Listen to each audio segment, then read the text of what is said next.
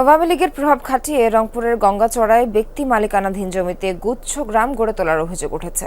আদালতের রায়ের পরও বুঝিয়ে দেয়া হচ্ছে না জমি। 2 বছর আগে জেলা প্রশাসন তদন্ত কমিটি গঠন করে দিলেও দেখছে না আলোর মুখ।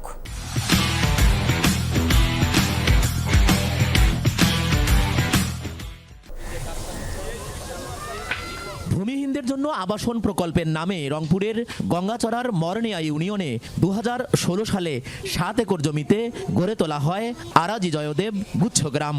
তখন ভূমি বন্দোবস্ত নিয়ে আপত্তি জানানো 30 পরিবারের অভিযোগ, আওয়ামী লীগের প্রভাব খাটিয়ে তৎকালীন জনপ্রতিনিধি এবং প্রশাসনের কর্তারা তাদের জমি কেড়ে নিয়ে সেখানে প্রকল্প বাস্তবায়ন করেছেন। দেওয়া হয়নি কোনো ক্ষতিপূরণ। বালু তুলিয়ে গর্ত খুললো, আমরা বাধা দিবার গেইনো, আমাক ডাং মার করে অত্যাচার করে। মুকাদ্দেস চেয়ারম্যান আওয়ামী লীগ করছিল, জব্বার নাম্বার আওয়ামী লীগ করছিল, তারপর সাকওয়াত নাম্বার আওয়ামী লীগ করছিল। তা ওরাই কিন্তু ওরা আমাদের জমিটা গায়ের জোরে টিউনো তারপর এসিলেন এগুলা হাত করিয়া ওই জমিগুলো আমাদেরকে আচরণ করে দিয়েছে। হতভাগা বাড়ি করে থাকবো, তার জায়গা জমিন নাই, ফেরত দেন আমার জমিন। আমার বাবা যদি মারা যায়, জাকড়া কিন্তু উপর দিয়ে এসে লাগবে, কোনো মাটি নেই। মাটি আছে, জোর পড়বে, ওরা মাটিগুলো দখল করে খাচ্ছে।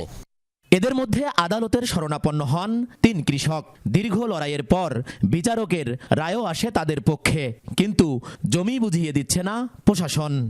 কেমন করে সরকারি হলো? আমরা যে ওখানে আবাদ করছিলাম, আমরা ধান পাচ্ছিলাম, এখন আমার খেত টেট সব বন্ধ করিয়ে এখানে কেন পুকুরটা হইলো? অনেক কাগজপাতির রায়ও পাচ্ছে, এই হবে হচ্ছে না।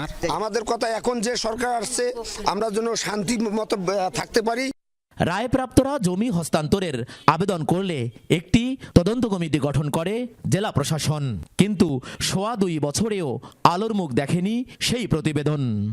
এখনো তদন্ত চলছে, বিষয়টা অনেক বড় এবং অনেকগুলো জমি এবং দীর্ঘদিন ধরে কোর্টে বিষয়টা নিয়ে আইনি লড়াই চলছে। তো আমি আসলে খুব বেশি দিন হলো এখানে আসিনি, তো বিষয়টা আমার স্টাডি করতে একটু সময় লাগছে। এই বিষয়ে আমরা মনে করি যে এই ধরনের কোনো ধরনের যদি তদন্তের আমাদের নির্দেশনা আসে, সেই অনুসারে আমরা তদন্ত করে যেটা প্রকৃত বিষয় সেই বিষয়টাই আমরা বাস্তবায়ন করব। কোনো আশ্বাস বা কালক্ষেপণ নয়, জমির দখল দ্রুত বুঝিয়ে দিতে প্রশাসনের কাছে দাবি জানিয়েছে ভুক্তভোগী পরিবারগুলো। সরকার, মাঝারুল মান্নান, যমুনা নিউজ, রংপুর।